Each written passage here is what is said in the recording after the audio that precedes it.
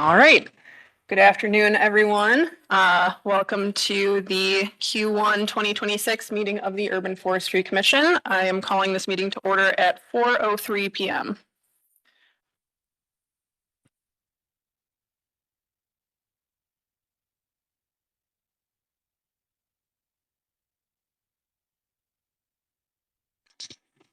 Thank you, Madam Chair. I'll go ahead. Just moving the slides along here. All right, our first item of business is a roll call. So I'll go ahead and start the roll. Okay. Sorry, here it is. Looking for the sign in. All right, Ryan Lopez. Here. Okay. Amon Danielson. Phil Jubert. Here. Jennifer Chandler. Here. Tom Schreiber. Here. Whitney Long Jones. Had mentioned she'd be absent. Rick Swatowski. Don't see Rick. Laura Marks. Sarah O'Keefe. Here. Sarah Tilley. Here. And Janan Berard. Don't see Janan. Madam Chair, you have a quorum.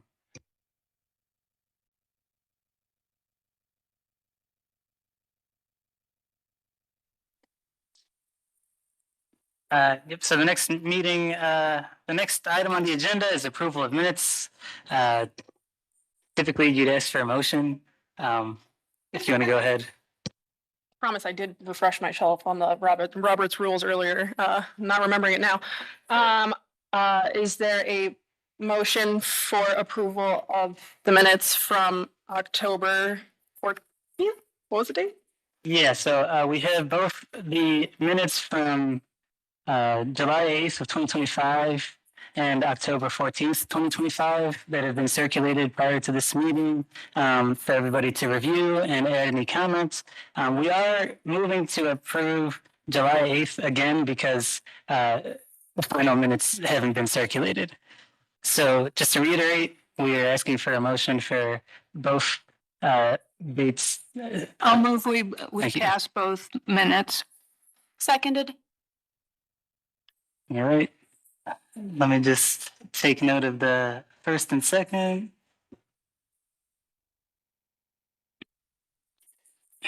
All right, and now call the roll. Yeah, you know what? Actually, I'll just say all who approve, say aye. Aye. Aye. And if there are any opposed, okay, the ayes have it. The motion passes to approve the meeting minutes from both July 8th, 2025 and October 14th, 2025. All right. Next on the agenda, we have the swearing in of one new member, possibly two. I have a question for our voluntary parliamentarian. Okay, yeah. If we have confirmation from council president that he is going to be making the appointment, the appointment has been made at council. That's still good? Yeah, I think that would be fine. It's looking at our rules and regs. It doesn't say that we need a certificate or passage or anything. It's a resolution in council, and I assume that you're the appointee. Yes. I mean, I was hoping so when I was, invited to meetings. Oh, sorry. Yeah. Yes. Council President Gifford did confirm to me that he would be appointing you. So Awesome. yes. Thank you. Yeah. So there's nothing in our rules and regs that say that we have to have the resolution passed. Okay. You pass it here and then the resolution goes to council, is my recollection. I can double check that and we can move along to the next agenda item if you'd like me to double check.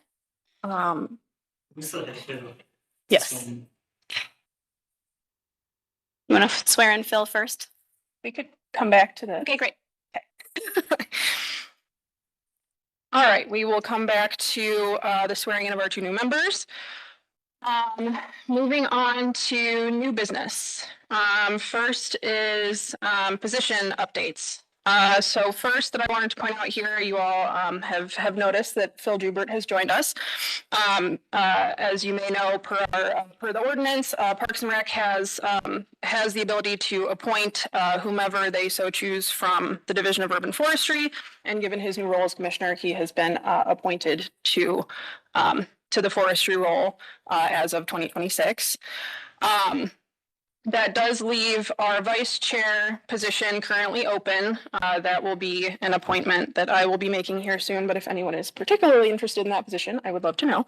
And another thing we've been sort of thinking about adding is just a separate urban forestry, or sorry, division of urban forestry representative to the executive committee. So that's something that I think we might roll out here for the April meeting. With Councilmember Spencer rolling off, Council President Griffin has appointed Councilperson Hudson to take that council spot. And then we do have 2 vacancies right now. One for a resident. Dan rolled off the commission at the end of December. He still is interested in participating in maintenance committee. And then we also have a nonprofit representative spot open. Xavier, are those posted currently on the website, or will those be posted following this meeting? Get to the chair. These 2 positions are not currently posted on the website. We will work with staff to get them posted, but this can act as the official announcement that the 2 positions are open.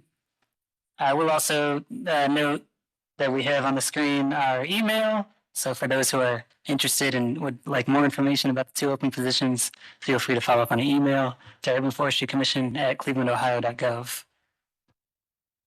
I wonder if we could anticipate that 2026 is going to end, and with that, a third of the membership will fall off of the rolls, and have staff and or the chair or whoever's appropriate advertise the positions that we're going to lose like in the fall, so that we don't end up like right now, I'm the only person on the maintenance committee.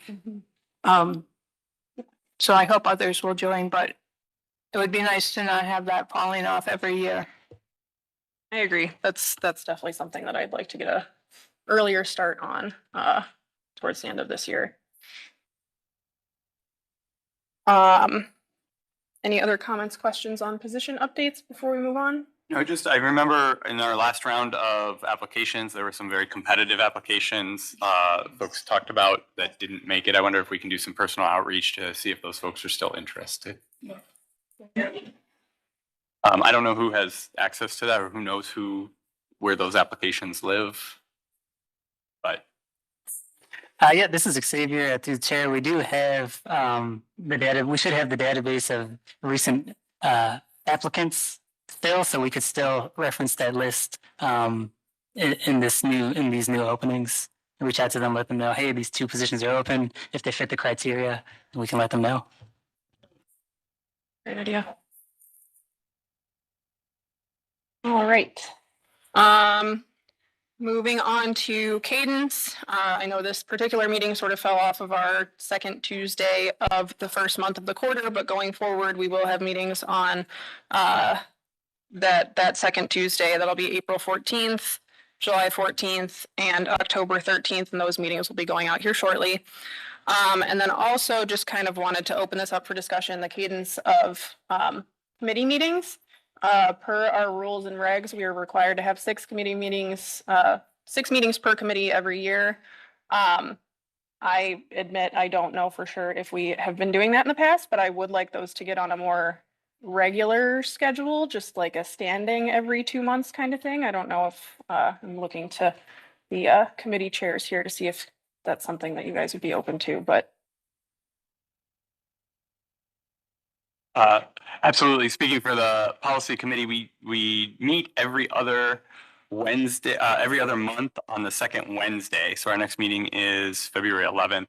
Admittedly, that my recurring appointment reminder fell off with the new year, so I'll be sending that out very shortly. Great.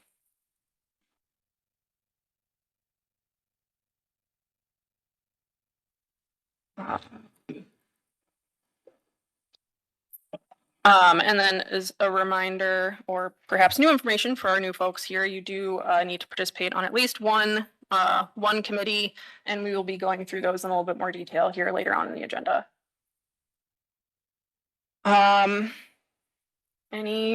Anything else on cadence, comments, questions? All right, then with that, I would like to hand it off to Phil Jubert for a presentation, urban forestry versus tree care.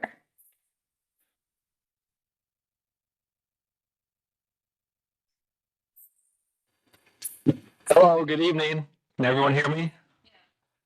Well, I'm excited. It's freezing outside. Hope everyone can hear me online too. January is a very busy time for the Urban Forestry Department. It's freezing outside, but I'm already feeling warm because it gets really busy. Everything that we do and execute in the spring and summer is all due to the plans that we have that are occurring right now here in Q1. So it's a very busy time. And today, I think, just kind of start the year fresh. We have a lot of familiar faces. We have a lot of people that have been exposed to tree care and urban forestry for a long time. And some of you are new or have very little experience. So I want to talk from a high level today, kind of some of the symbiotic relationship between urban forestry and tree care. So you guys really understand more about what we do and why it's a benefit to the public and the taxpayer. Next slide. But first, I do want to give thanks to the commission. You guys formed this commission a couple of years ago. It's a lot of legwork. So you guys built a really good foundation. And for the nonprofit partners that are listening, special thanks for all the hard work that you guys have been doing, especially the last 10 years or so, and residents. So it's urban forestry is definitely a community-wide endeavor. And I just want to say thank you for all the hard work you guys have done in the past. I don't know if the city has really ever recognized all the hard work that you guys have done, but I just want to give that thanks today. Before I jump really into the topic of the conversation, I do want to give a high level about the metrics. I think at least once a year we need to show our data to the public. We have a lot of different metrics we look at internally, but these three metrics that you see on the screen. This is what has been historically reported through the city website. As you guys know, urban forestry has been a unit of people within public works. It was never its own standalone division. You guys helped establish us as a standalone division. So we only recorded these metrics. They're pretty simple, they're pretty straightforward. I'm actively working with Urban AI department with the city to change that, to tell a different story, to be a little more robust in our data reporting. But this is our first really full year being a standalone division. And I think there's some key takeaways here. So you can see the amount of pruning that we did on a per unit basis essentially doubled, 100% output. That's a huge change. Some of the major reasons for that was having that established budget. So there's a lot of clarity in what we could execute. So you can see the impacts there. The removals did drop, which is ultimately, can be looked at in theory a good thing. But really, we did focus on a lot of backlog with work orders and pruning objectives. We still have a multi-year backlog on pruning work orders, so we've been really focusing on tackling that backlog. Then planting trees. Our division, a unit of people have never really been known to plant trees. We've used nonprofits, community members to really be the focal point for our reforestation efforts with the city. And now that we're established division, we need to pick up the slack and really be a standalone, pillar with our partners. So we did go from 62 trees the year before we became a division to almost 400. We could have done a lot more as well. What's the ultimate goal there? We definitely need to be getting easily over 1,000 trees per year. We ask an urban forester, how many trees do we need to be planting? We first think about replacement ratio. We should always be planting more trees than we remove. Can we start there? But, are these good numbers? Are they bad numbers? I would say it's just progress. And you can see there were huge jumps and huge improvements by just year one as a division. Still, though, this is definitely not good enough at all. We have a long ways to go in improving the division, but it's a good start.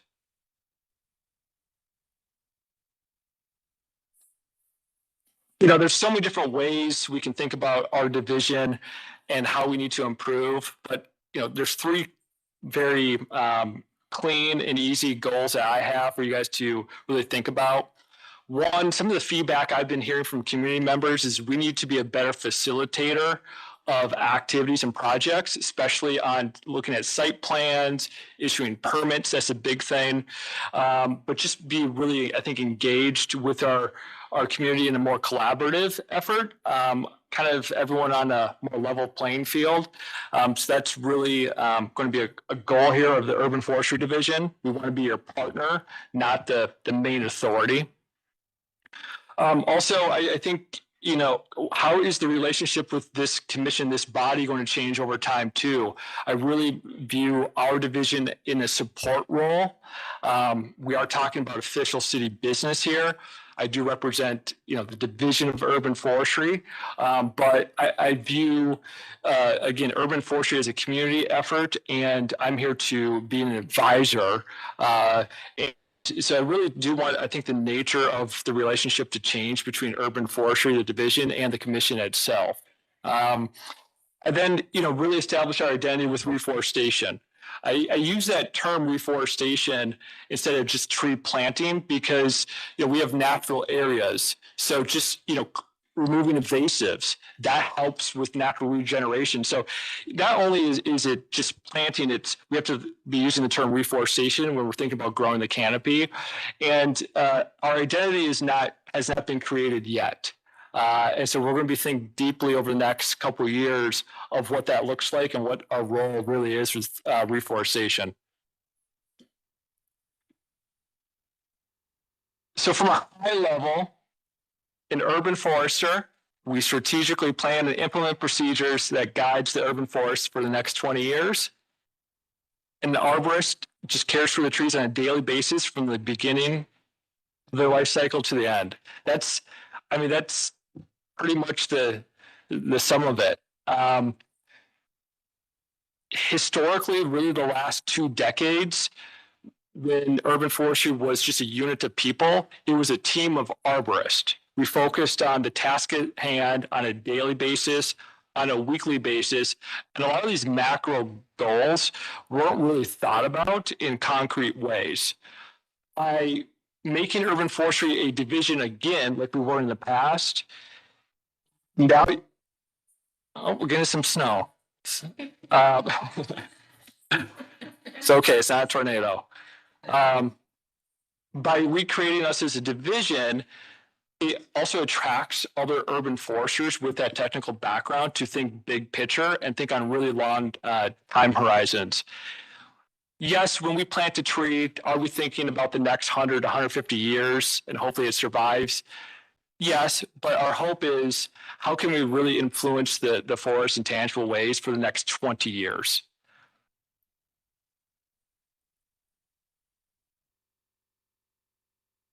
So here's a photo of what an arborist does. They need to be athletic. They need to be able to withstand the elements. Even today, conditions like today, they need to be skilled with ropes. They need to know how to juggle a chainsaw on the tree. They need to know how to not hurt people in their operations. It's very technical. Most urban foresters do start as a true arborist.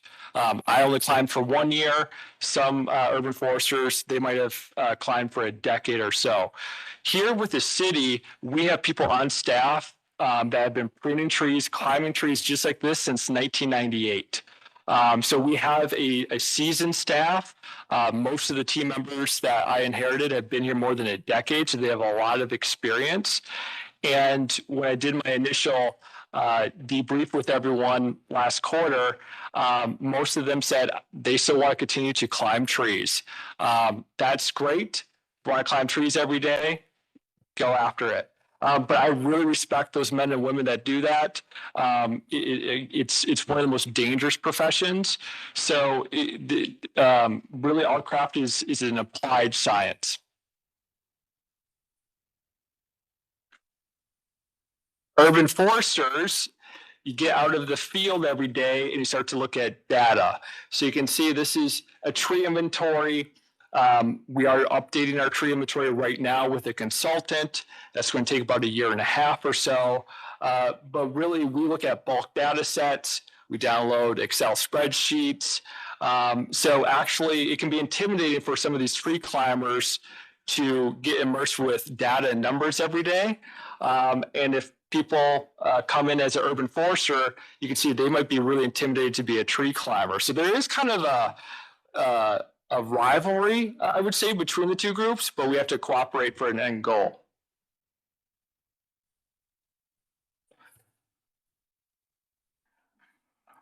Some other things that we think about as an urban forester, we really plan for the future.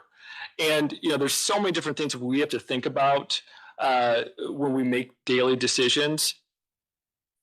For example, exotic tree pests and diseases. Who would have thought that when we lost so many elms here in the eastern United States decades ago, and they threw in ash trees everywhere? They weren't thinking about a beetle from China coming in 3 decades later and killing over 1 billion trees. That just wasn't on their radar. Now, in this globalized world, we are thinking about those things. We have to think about those things. Of course, changing climate. The zones of where certain species thrive is changing on a regular basis with USDA maps, but we have to think about that long term. Of course, we're not going to plant a palm tree here in Cleveland, but we want to make sure that our urban environment is similar to what's progressing in the natural environment. Community demographics, that's a big one. It takes resources to staff the urban forestry department for us to have positive output. The population fluctuates, that changes what we're capable of doing. But also, the number of service requests. This canopy, what type of environment is it supporting? We do think about people, we think about neighborhoods, we think down even to the street level. So these community demographics isn't just one large, 82 square mile city of Cleveland. We get down to the street level, even the park level of what that neighborhood looks like and what's the population. We also think about tree age and biodiversity. It might be very much more difficult to manage trees on one part of town versus the other based off the size, based off the equipment we have to deploy. The prescriptions will change of how we care for those trees depending on the tree age and the species. So these are things we all think about strategically on typically a 20-year time horizon.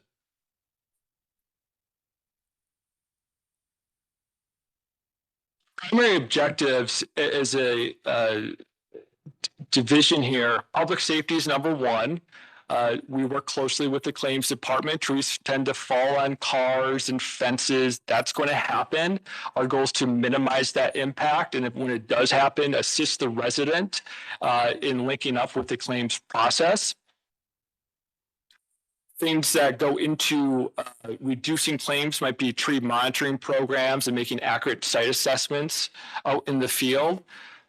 If a resident sees something that looks odd with the tree, maybe it's a few dead branches, I encourage them to call 311, fill out the online questionnaire, and we'll go and do a site visit. That's okay. For every 2 311s that we get, 1 of those turns into a work order on average. That doesn't mean we don't want those other service requests. Those observations are really important, especially when public safety is considered. Also, tree maintenance, that kind of goes hand in hand with public safety. But listen, we're a town with people. Aesthetics are also important. Also with pruning can help with tree vitality as well, especially in urban environments when the soils are so bad. We really can improve vigor through regular maintenance as well. So that, without thinking about public safety and tree maintenance, urban forestry divisions will fall apart. That's kind of the center of what we do. Then tree preservation.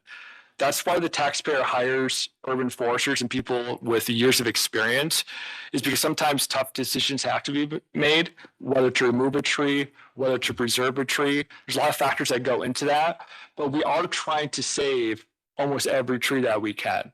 Okay. But sometimes a tough decision has to be made just to remove that tree and start fresh. Our secondary objectives, outside those core three, strategic planning, of course. We do support other departments. Urban forestry is one of those divisions. You can be moved around to a lot of different city departments. There's never a perfect fit, but we're always reaching out to other departments and trying to help them. They usually encounter trees in one way or the other. Now that we're in parks, we're trying to bridge the communication gap, especially with public works. And when we're in public works, we're always trying to bridge that gap with parks.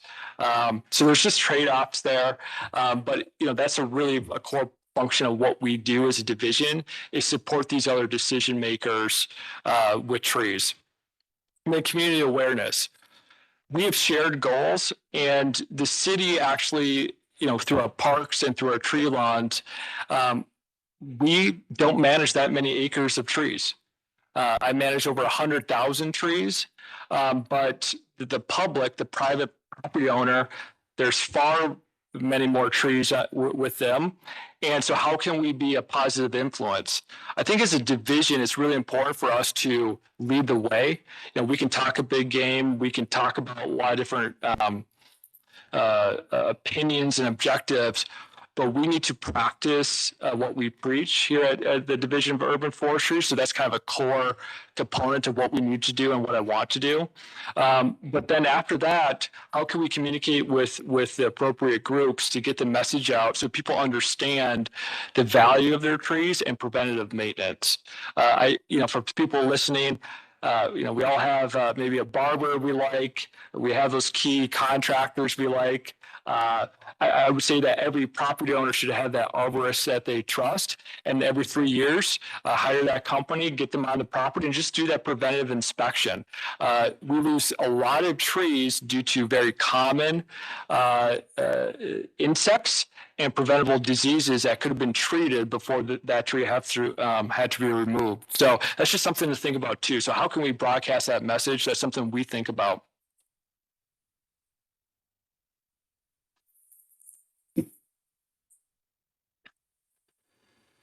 Success can be somewhat subjective with my division.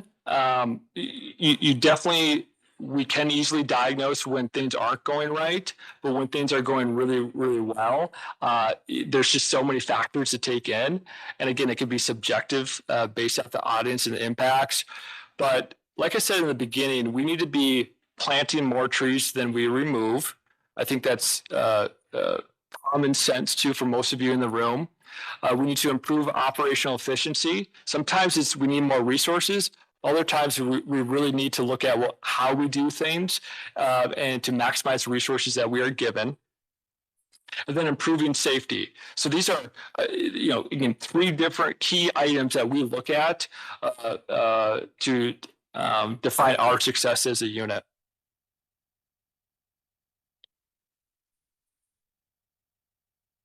The last few decades, based off my analysts, you had a tree care program.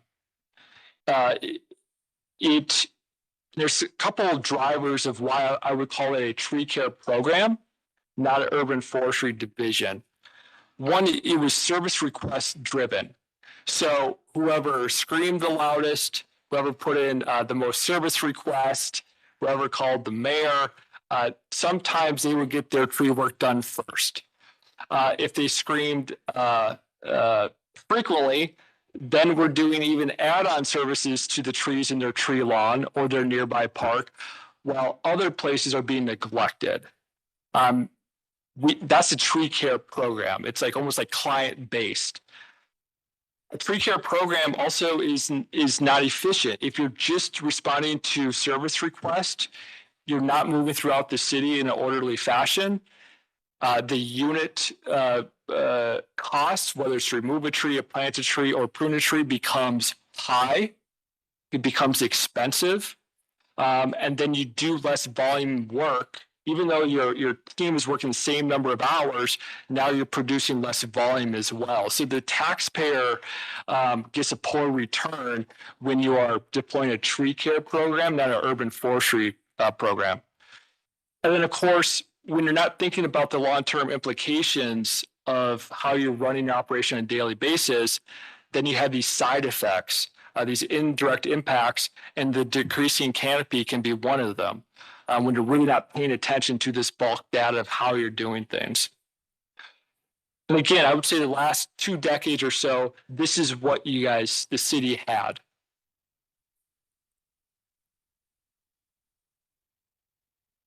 So with the urban forestry program, in theory, we should be executing with the same amount of resources, a higher output if we are scheduling in an appropriate way for making more critical decisions and we're considering the future. That should also lower the claims if we are getting ahead of our preventative maintenance.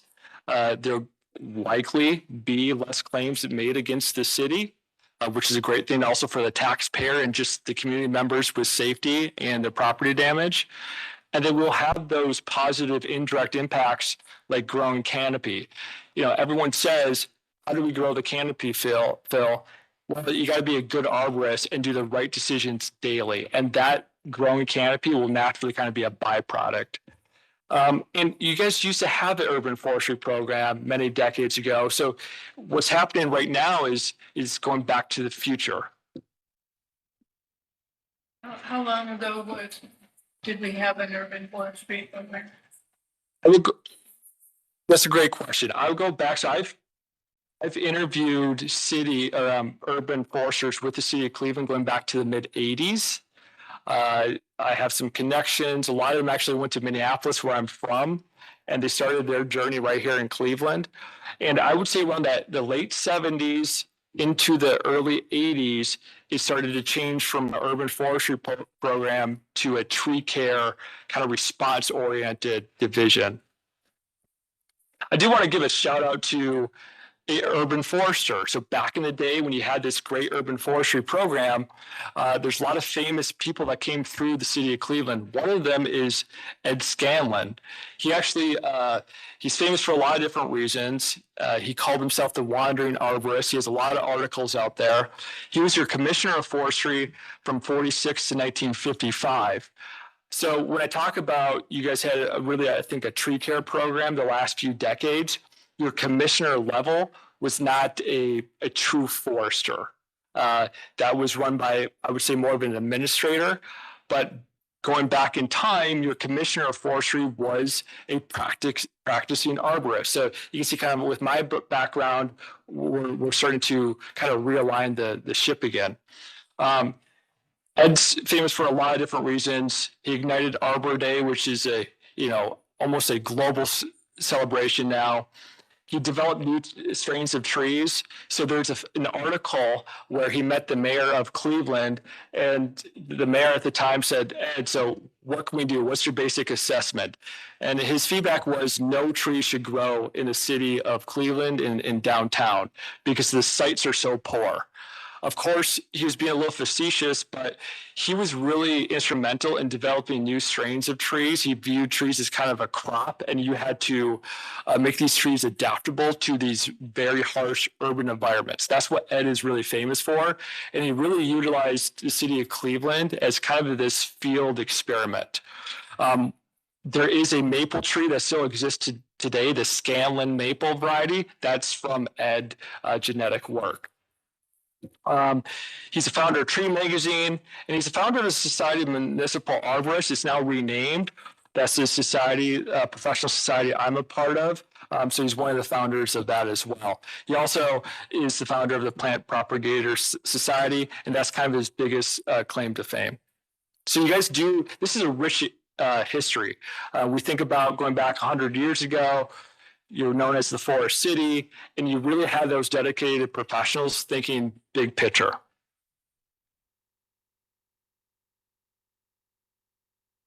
I'm going to kind of wrap things up here before we go to Sarah. You know, urban forestry requires community involvement. And when we think about that, you know, there's Tree City USA. Most of you have heard of Tree City USA.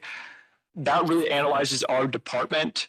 Tree City USA has a few requirements. One of them is that there's at least $2 per capita spent on our urban forestry program. I think we're about $18 or so. Most cities are well above $2. It's such a minimal amount, but that's really looking at our division. Nowadays, there are different opportunities to recognize the entire community. And that's really what I want to kind of focus on is for, I would say, the next 1 to 5 years is, can the city of Cleveland achieve some of these community-based recognition? One of them is through SFI, the Sustainable Forestry Initiative. They're a global outfit, and they created a new standard for urban forestry and communities. And this credential can be earned through cooperation with residents, nonprofits, other groups, not just my division. So that's something too, I think, when we're thinking about all the partners and the resources and expertise that kind of goes into our operations and growing the canopy, this is one of those leading efforts where we can kind of all participate together, and I think in a more concrete way. And so something, you know, a stronger foundation can be created as well. This new standard created a few years ago. Does require an audit by a third party every 5 years or so. So when the public is asking us, hey, what do? We can always now reference this standard and they can have confidence that we're following it and we are following our word because it is audited. So this is just something to think about as well. I know we might leave questions to the end, but that's just some of the big takeaways of the difference between urban forestry and just being an arborist. I don't know if you guys have questions now, or maybe we wait till after Sarah. Jen, what do you think? I think we can do questions after each presentation, and I do have one. Go ahead. Do any of these certifications or like credential programs, do they open up access to funding for additional tree planting or preservation programs?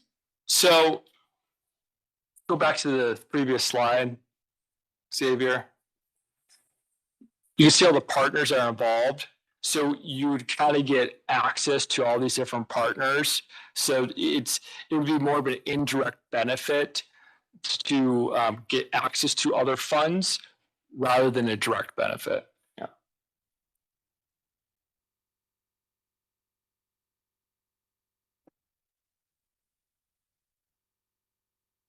Phil, I'm hearing,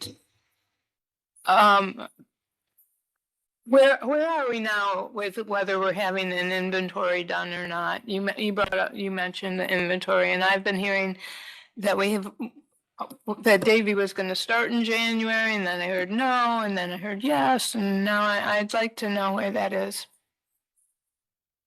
And I'd like to know if we can add into the inventory how much damage is being done by deer, how many trees are being killed, how many trees are being rubbed. Yeah, so you know the division, with the help of Sarah's department, we had a grant. We received a grant. We are working with Davy Resource Group, their consulting division, to develop a new inventory for the city.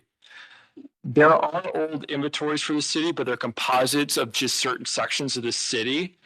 They have kind of conflicting data as well. So we're starting fresh and requiring that same information gathering techniques across the board. There's been a few delays for a few reasons, but one of the positive reasons why there is a delay is that the USDA has said, hey, if you guys want to rethink of what you want to capture or how you do your inventory, we're going to give you a little more runway and give us some feedback. So I've been working with some of our leadership at the Urban Forestry Division. We already freed up $200,000 to redirect to other resources. And so we're actually re-looking at the proper allocation of those funds. We already have a contract with David Resource Group. We're working closely with them. My last meeting was last week with them, and we're starting to rethink about the inventory.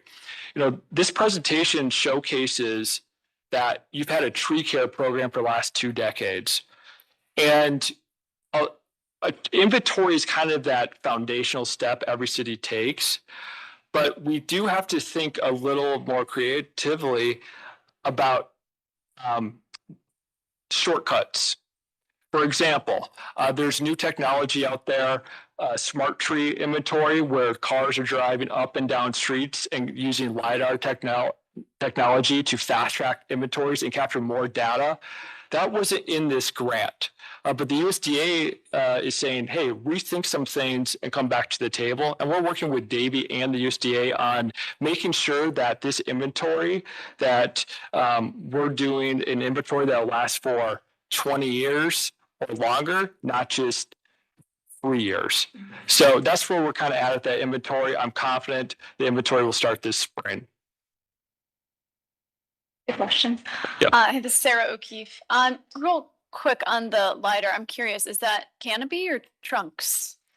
So that's going to be from trunk, where we're looking at the size, the species, the condition. So there's canopy assessments, and that's really Sarah's team.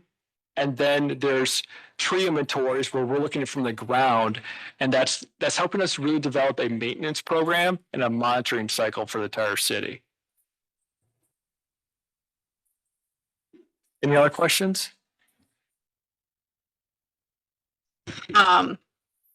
So what, I guess just big picture, like what does it take? I mean, where we were is tree care program and where we're going is urban forestry program. What's like the timeline for this transition? What does that actually look like?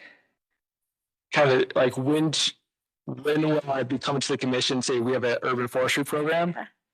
3 years. Awesome. We can do it faster. I think so, but I want to set proper expectations. My feedback to other city leadership is this is going to be a 3-year process of just kind of redirecting the ship.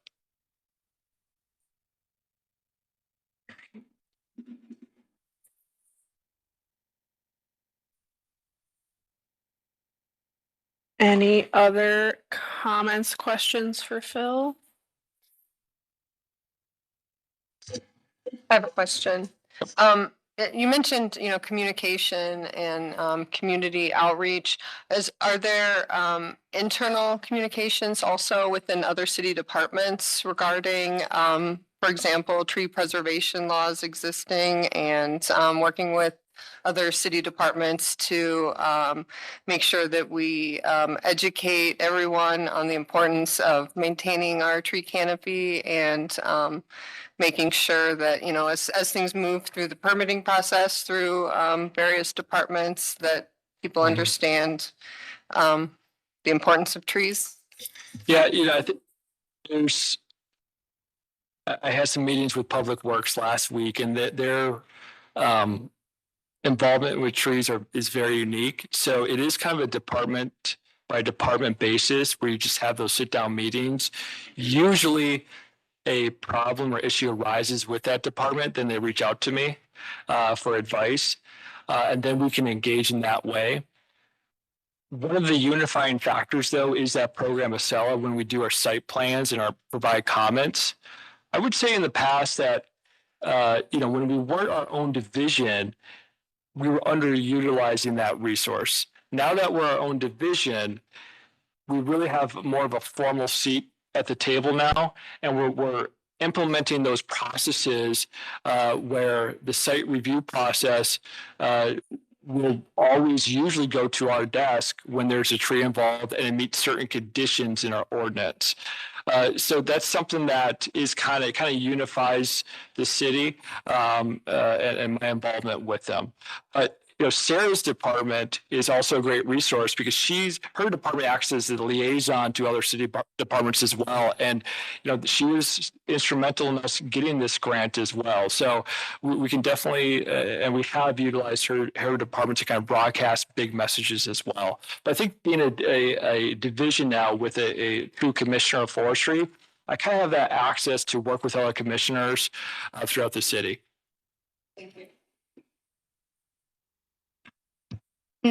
Just to echo that, yes. We have sustainability has historically worked with urban forestry, now division, and historically to definitely spread that message around the importance of maintaining tree canopy, and we connect to the Cleveland Tree Coalition plan and our climate action plan. So there's definitely some intentional connection there.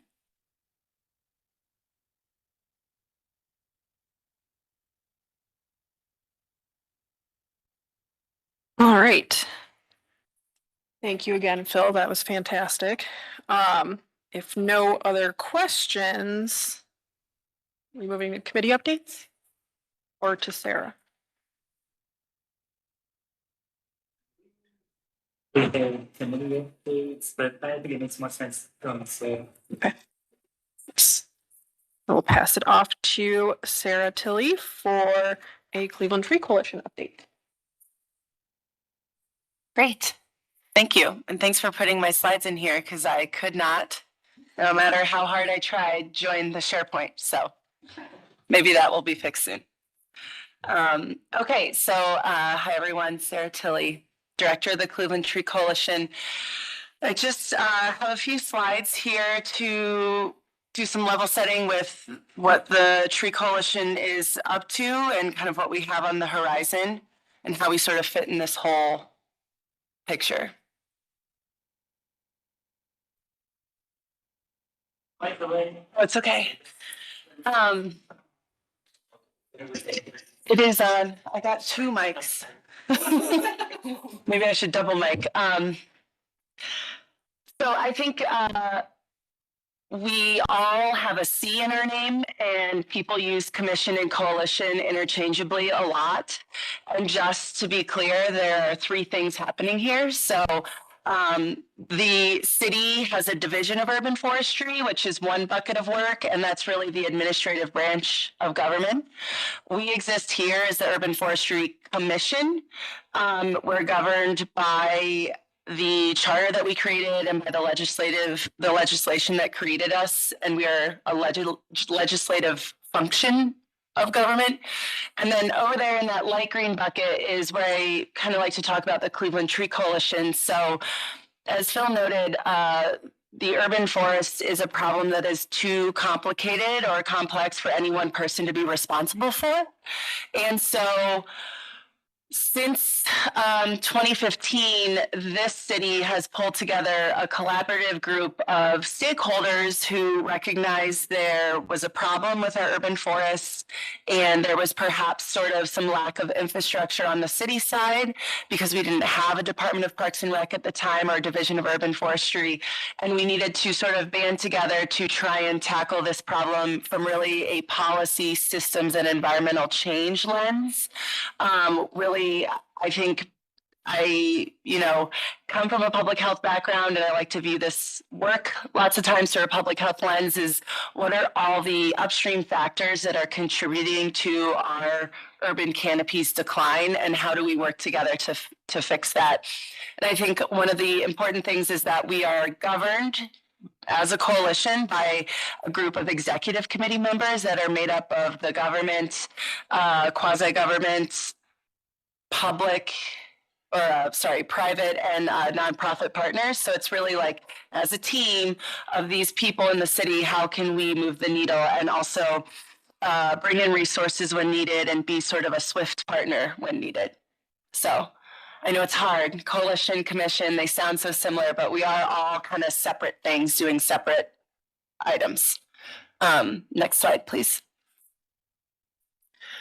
And I like to, I think, always bring up this slide because the Cleveland Tree Coalition, it uses a collective impact model. This work can take us all in every which direction that we feel like going according to our own individual strategic plan, mission, and vision.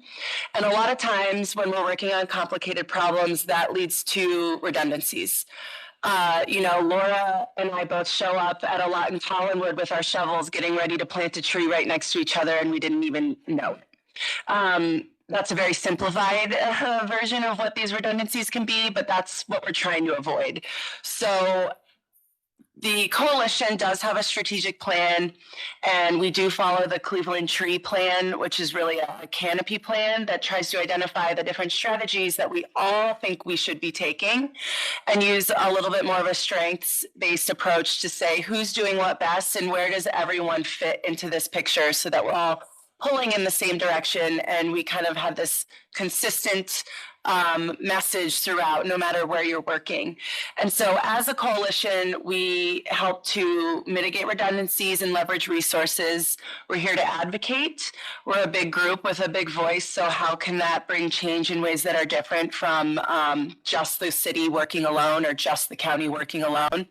And then also we're here to help raise funds.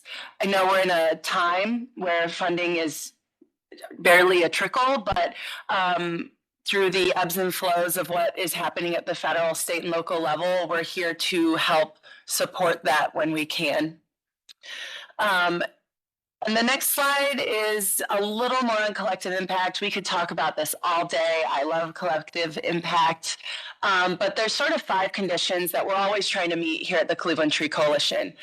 There's one organization who helps me keep the lights on and lends me an office and pays my bills and lends me a legal team. There's a backbone who's sort of doing the administrative work of it all.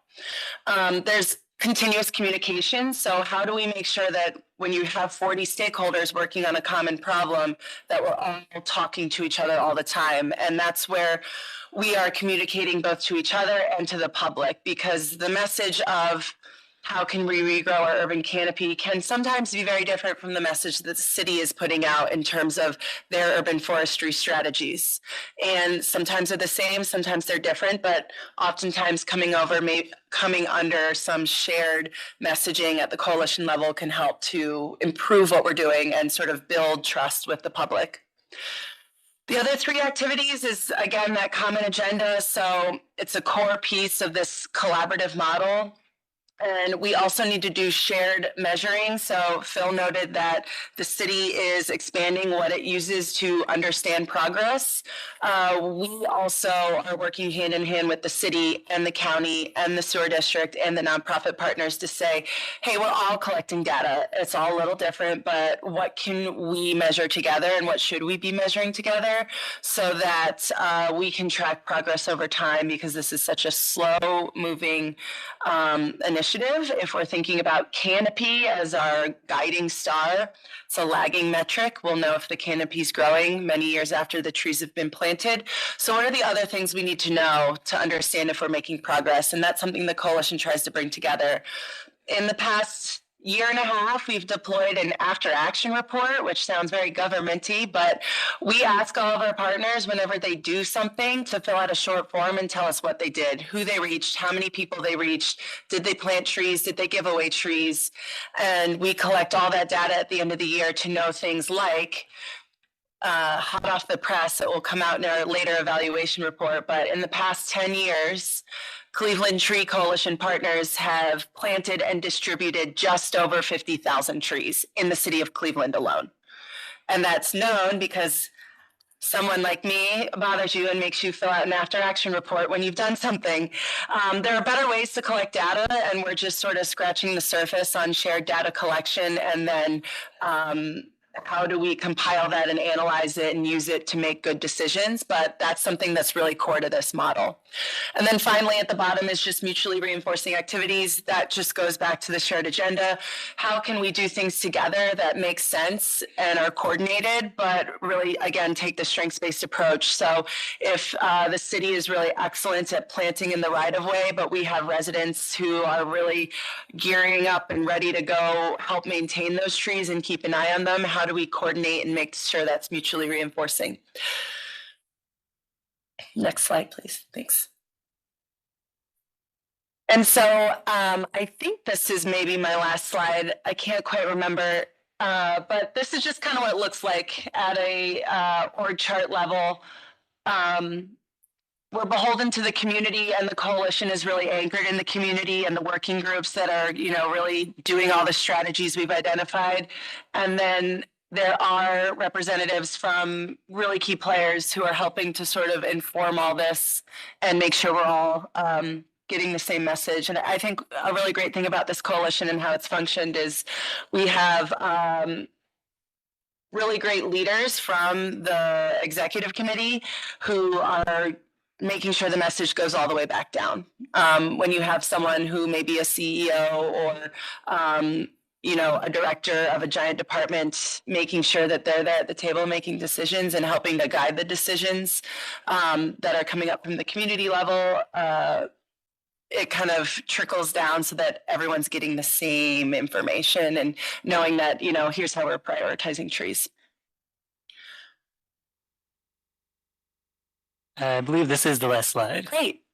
So yeah, the Cleveland Tree Coalition is, while I sit here with that hat on, we are doing sort of separate work that has to ebb and flow with all the other work that's happening. But we are a good vehicle to bring small community-based pilots off the ground, to do planting. And I'll just emphasize that there's a lot of partners doing planting to support the city. And something I'm looking forward to is starting to really nail down some of our goals of what is our replacement rate, how many goals should we be planting as a large group, or how many goals should we be planting? How many trees should we be planting as a large group, and what do we need to hit so that we can collect that data and understand where we're going. So that's my quick 5 minutes on a coalition. If there's any questions.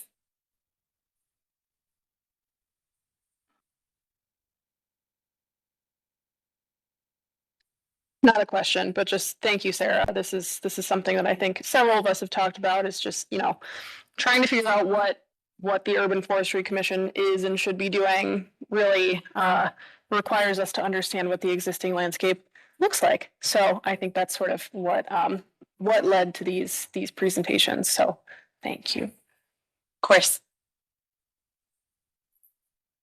All right.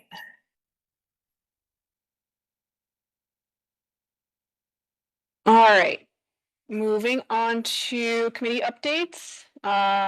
Start with our maintenance committee. I will pass it off to Chair Laura Marks. Well, yeah, a lot of things happening in maintenance.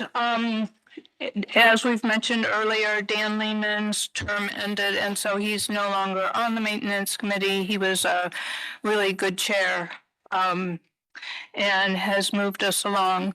The major thing that we've worked on is a tree ambassador program with the Cleveland Tree Coalition, where our objective is to have citizens working on the first 5 years of maintenance of city tree lawn trees. We've divided the work into the city of Cleveland, urban forestry, which will establish standards of care, provide data, coordinate data collection, and provide mulch and create a waiver. The Cleveland Tree Coalition will support communication and funding. Western Reserve Land Conservancy will train volunteers and help educate with further education. And the Cleveland Urban Forestry Commission will monitor the progress of the program. So our thought is that to alleviate some of the first 5 years of maintenance from the Urban Forestry Commission so they can work on things that trained volunteers have less ability to do. So we're mostly going to be watering, mulching, weeding, checking on stakes and cages, trunk protection, and with training, we will be hopefully doing the first young tree training at the 5-year mark. So that's a wrap up of what we have done, and I am starting to make progress on finding out the pieces of the puzzle to start a deer maintenance program. Because I don't know how it is in everybody else's neighborhood, but bringing the deer herd down in Collinwood is nearly as important as watering trees their first few years. So that's what I have to say for the maintenance committee.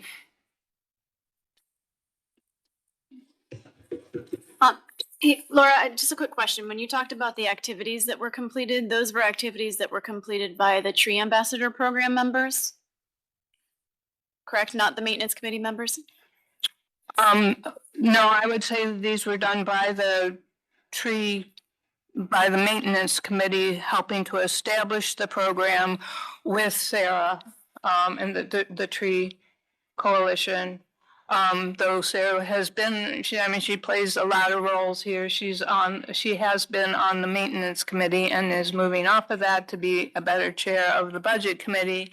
And, we are going to be doing a pilot program in Collinwood, where I live, and in Tremont, Ohio City, where Dan Lehman lives, and as well as Slavic Village and Old Brooklyn that already have some they've already have some infrastructure started that we're going to be able to slip this program into and get great results, is our prediction.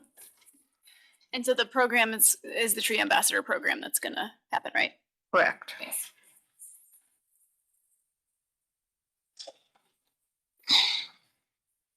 So just from a process perspective, I noticed Gillian has a comment online. Okay.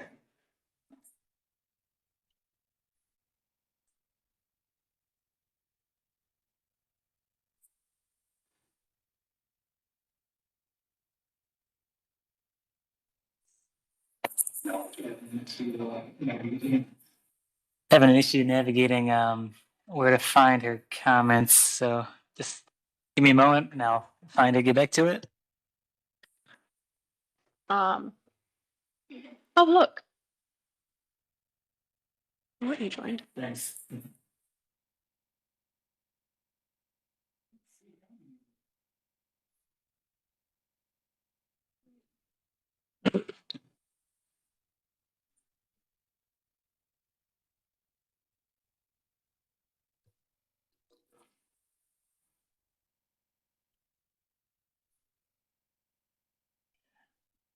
Yeah, I can't navigate the comment. I did see it pop up there, but we can follow up with her comments and move along.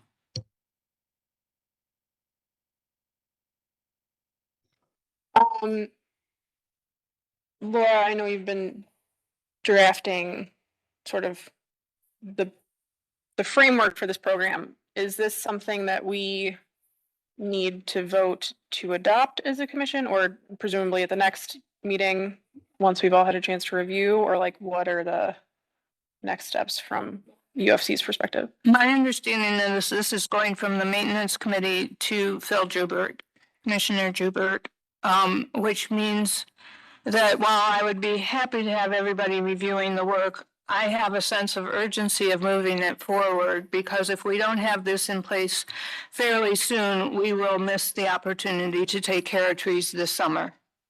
So to delay this until our next meeting, which happens in mid-April, will probably be too late. We're happy to share the report with all of the commission members. But I have a sense of urgency of moving forward with the tree ambassadors, taking it out of the Urban Forestry Commission and working with Sarah and the other partners to get people on the ground working this summer. I'm just I'll be the voluntary parliamentarian here. It sounds like, just to restate, there is no recommendation from the maintenance committee at this time for the Urban Forestry Commission to vote on. I had hoped otherwise, Sarah, but the materials didn't get to members, so there's nothing for them to vote on. Chair, does that clarify things for you? Thank you. Excuse me, if I may, maybe it makes sense to host a special meeting specifically about the proposal, so we don't have to wait till the Q2 meeting, and it'll give time for our commission members to review the document.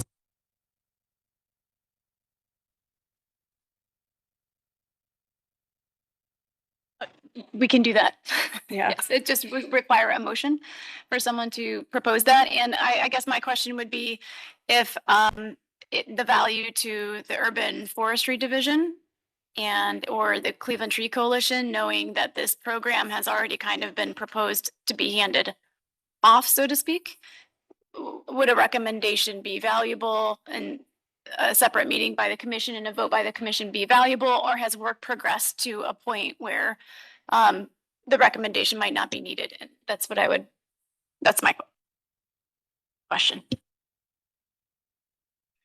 Sarah and I have spoken about this. I've had some brief conversations with Laura. The Urban Forestry Division champions volunteers in a lot of different ways. I think what Laura's describing is outside this commission, but we're in full support of it.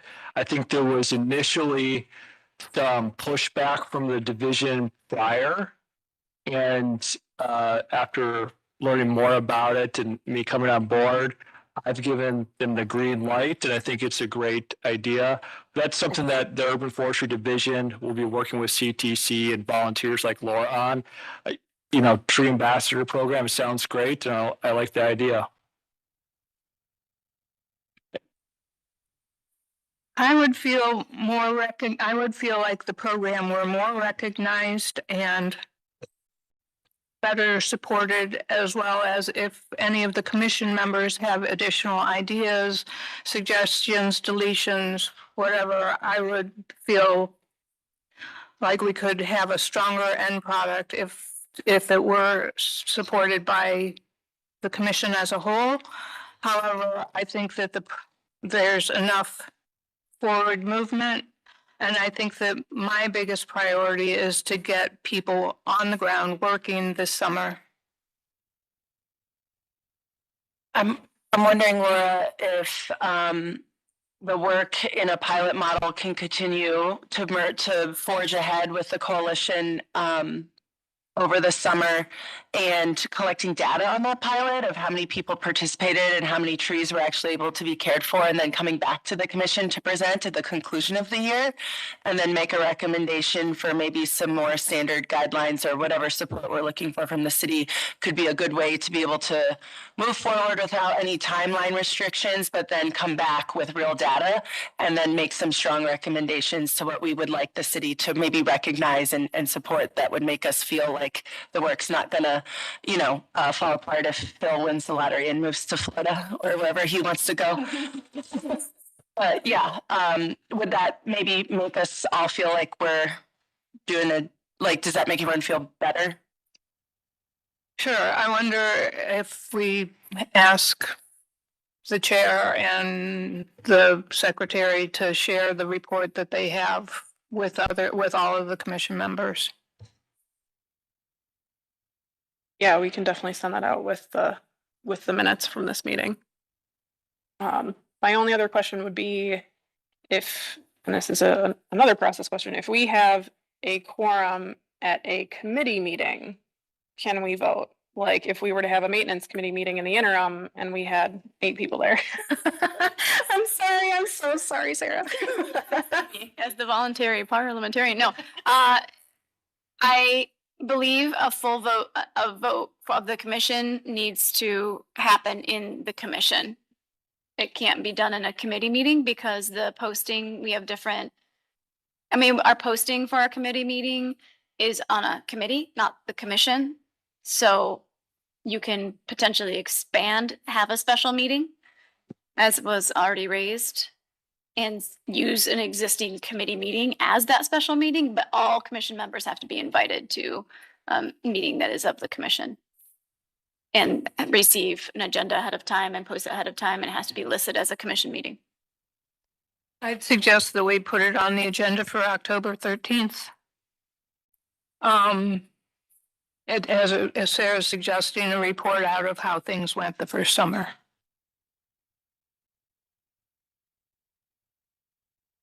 and process. That is up to the executive committee and the chair to put that on the agenda for the 13th. That's not up to the vote of the commission.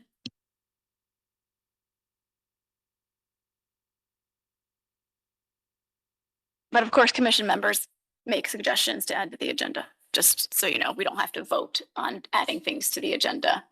Just wanted to make that clear.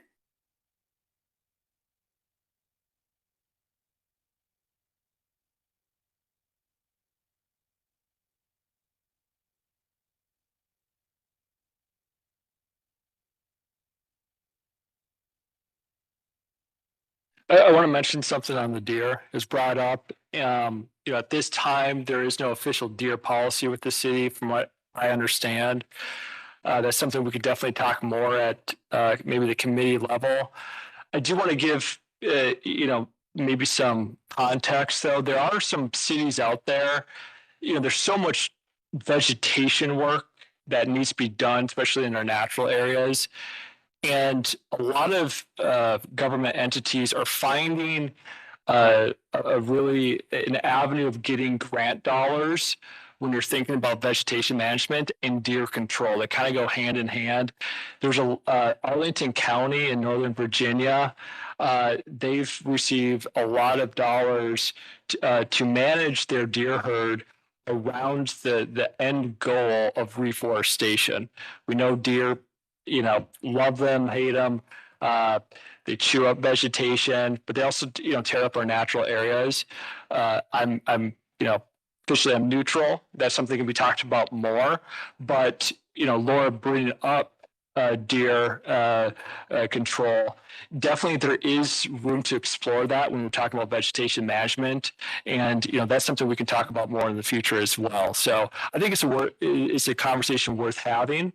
Do we come to any firm conclusions? Maybe, maybe not, but there are already jurisdictions out there framing deer control in the frame of vegetation management. Awesome. If There you go. now's an okay time to go back to what Laura was saying before about the maintenance committee, I think there's another important update to share.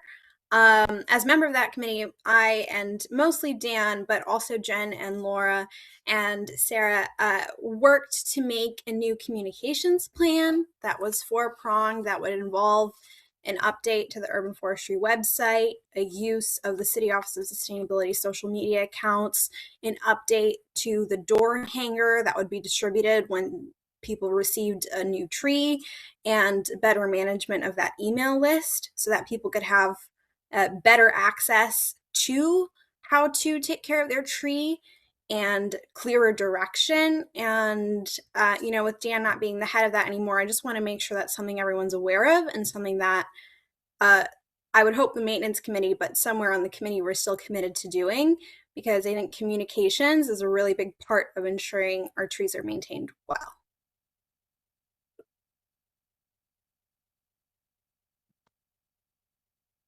Agreed. And I agree. Communication with the public is critically important when thinking about maintenance. I have read kind of the list of ideas you guys provided over the last calendar year. Some of those items I've already looked at with my team internally. Some things we have started to change and implement. Other things we have, put on kind of a to-do list. But as the Commissioner of Forestry, just know here for all these, committees, I can be invited to participate if you want. I am not mandated to participate with your committees. They are your committees. So your next committees, just invite me if you want, and we can have those conversations, and you can learn more of how here with the city we're trying to implement some of your ideas. Awesome. Thank you, Phil. All right, we are running out of time. Apologies all. I've not planned a meeting like this before, so I'm still learning how much time we need for these discussions. If we could do just like 2-minute updates each, budget committee. Oh, sorry. I'm like, Sorry, I thought Tom was next. I'll go, Budget Committee. So the Budget Committee met on Friday, January 9th from 12 to 1 p.m. I believe that will be our time moving forward. So the second Friday of the month at noon. I'll communicate that with Xavier and team to get on the calendar. We had a short meeting. We quickly reviewed the sort of culmination of the first few years. And the memo that was produced and sent to Director Nichols at the end of Councilwoman Spencer's time as the budget chair. And really moving into new business, we determined that we needed a few things to sort of regularly happen in order to move forward. So we need data provided to us at a regular interval so that we can understand sort of what the needs are of the Division of Urban Forestry and kind of urban forestry work generally in the city from a budget perspective. We also determined that we would work with the city to sort of establish a more regular schedule of communications where we can invite the Commissioner of Urban Forestry and any other relevant parties to present to us in ways that work around the budget cycle. So we're not playing catch up once the budget's already been passed and we were sitting and not really actively working to do our role. And that we also were going to sort of try and get everything in order so that we could review a progress to date. Those minutes were sent out and we have already started communication with Phil Joubert on what data is available and what we might need to advocate gets collected and presented to us regularly. So not much else from the Budget Committee. Thanks. Thank you, Sarah. And Tom, Policy Committee? Thanks. The Policy Committee last met on November 12th. We started our meeting with guest subject matter expert Scott Cahill, who's the Customer Experience Manager for Building and Housing, gave us a presentation on Acela, specifically the intersection of the Acela permitting process and trees. So it was really enlightening to see how the software could be configured to ensure more compliance with permitting. And we learned a lot. We also had an opportunity to provide feedback on kind of the questions that are asked and the way that the Acela is guided, and also to promote and ask that future phases of the Acela rollout. Right now it's focused on building permits, but there are all kinds of permits in the city that intersect trees, including sidewalks, et cetera. We all know that. So we're looking to advocate for those other phases to also include, consider, and incorporate trees. We moved on to our continued debate about Urban Forestry Department sponsored policy that would make exceptions to the public right-of-way accessibility guidelines. It's PROAG for short, for significant trees. There is a provision in those guidelines that allows you to make an exception for a significant natural feature like a heritage tree. Right now, our understanding, or forestry's understanding, was that when sidewalks are replaced, occasionally we're removing significant trees when there are other options to perhaps preserve the trees. So we continue that debate and look forward to bringing a recommendation to this body to vote to recommend to the council and mayor what we as a committee believe are features that make a tree a significant natural feature that would be eligible for a legal exception to that policy. And then we also discussed the topic of soil standards for tree planting, and decided that we should follow up with the city to understand more about the city policy around the soil in our tree lawns and public spaces. And we discussed changing the committee charter to include a secretary, and are looking forward to nominating and having an additional some additional help on the committee organizing side. Our next meeting is February 11th. Thank you, Tom. Before we get to public comment, can we jump back to swearing in of new members? Yes. So I have done a little research on swearing in. It is the swearing in ceremony that we've done in this commission is nowhere in our rules and regulations. So that doesn't mean we have to do it or we don't have to do it. But appointment is in the legislation. And I looked back historically, the council has passed legislation called in the form of an appointment for this commission. So I would recommend that we don't need a swearing in. It doesn't have any bearing whatsoever on the appointment. We would not be able to consider a council appointee as appointed in this body voting until that actually occurs. That would be my sense. So swearing in really could happen anytime, but it depends, I think, on the executive committee. I know we don't have our third executive committee member yet. My recommendation for process would be to swear in the appointed person on the mayor's side. By the way, mayor appointees are different. They do not have legislation passed of any kind for mayor appointees. So the mayor appointee that was scheduled to be sworn in today could be sworn in today. We could talk about vice chair because I believe that was on your agenda, chair, and then come back to the question of swearing in the presumptive appointee. Can I use that language? That's what I recommend.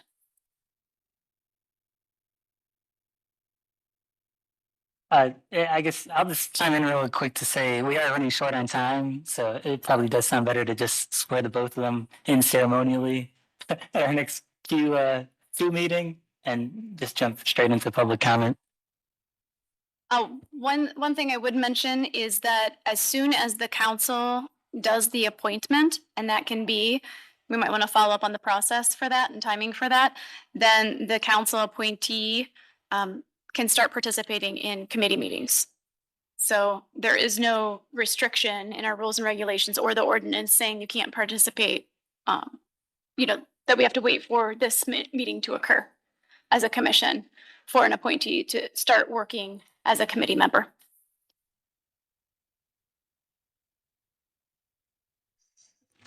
Is there a process for signing up for committees? I will email you to recruit you for the policy committee. Yes, there is in the rules and regs, and I think our secretary maybe can share those with you also.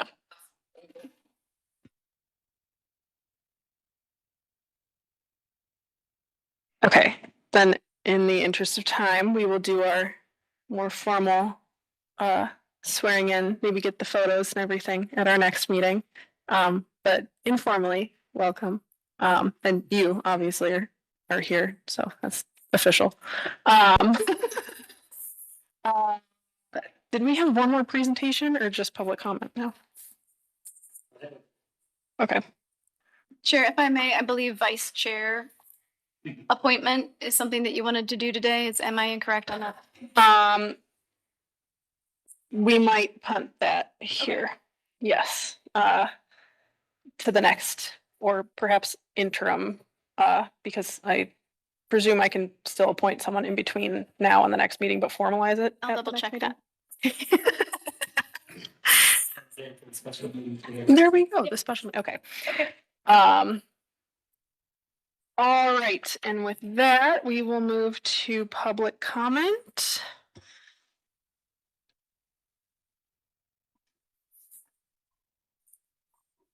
We do have 2 public comments that came in online, but I believe we have a few members in the audience. Mr. Armstrong, do you have a comment?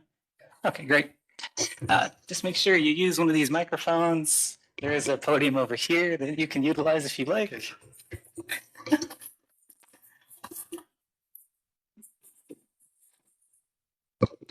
You just test that. Can you hear me? Yes. Okay, great. Right at the October meeting, I commented on the city's new Title 7A form-based code zoning, eliminating Title 7, Chapter 341, tree preservation plan requirements for developments on sites over 1 acre. Cleveland's chief zoning administrator later responded otherwise with the quote, where the form-based code is silent on particular issues or specific regulations, including tree preservation requirements on private and public property, Title 7B controls. With that being said, Chapter 341 of Title 7B still applies to all required applicable projects that are located in the form-based code pilot area, unquote. Title 7B does not exist. This raises potential issues outside the Forestry Commission's scope that need to be resolved elsewhere in city government. That said, since form-based code was enacted, I found only 2 applicable projects over 1 acre. Per public document request, there were no tree preservation plans submitted as part of the building permit application for these applicable projects. This suggests while Chapter 341 still applies in form-based code areas, it's not being followed. Zoning, urban forestry, building and housing, these departments need to talk to each other and get this fixed. Another section not followed, Section 509.11, attaching wire signs to trees restricted. I noticed the Department of Streets nailing signs onto street trees in Ohio City. A city employee doing this said the Commissioner of Streets instructed him to do so. This has been seen elsewhere across the city too. It's not just an isolated problem that's being condoned. A final example, Cleveland Public Power has a leaning utility pole on Clifton Boulevard with ropes actually tied to the upper limbs of the street tree to anchor the pole in place. If that pole comes down in the next storm, so does the tree. Allowing ropes and nails sets a bad example, injuring street trees. Once or twice is probably not significant, but it is prohibited, and this should not be standard procedure. And, we have no way of knowing how many injuries are being made to trees, let alone with this. So finally, Department of Streets, Cleveland Public Power, Urban Forestry Division, let's get this fixed too and set a better example and protect our mature street trees. Thank you. Thank you for your public comment. I'll go ahead and read the 2 other comments we had online, and then briefly explain the process for responses. One of the comments online came from a Carrie in Ward 14. She's asking, she states, before asking for public comments, it would be helpful if you published the agenda and any associated documents on these city web pages. And then she asked the question, are they published somewhere else? Our next comment came from a Joseph in Ward 3. He explains that Van Kuren's work is causing unacceptable damage to the neighborhood's tree canopy. Their method is not proper pruning, it is mutilation. It directly harms the structural integrity and long-term health of our municipal trees, including the severe improper crown reduction of a young specimen. To protect our urban forestry investment, their contract must be immediately reconsidered unless certified arborists are exclusively used to uphold professional standards and CA 300. And then he explains a video/photo evidence is available of their work on West 48th Street the week of December 15th, 2025.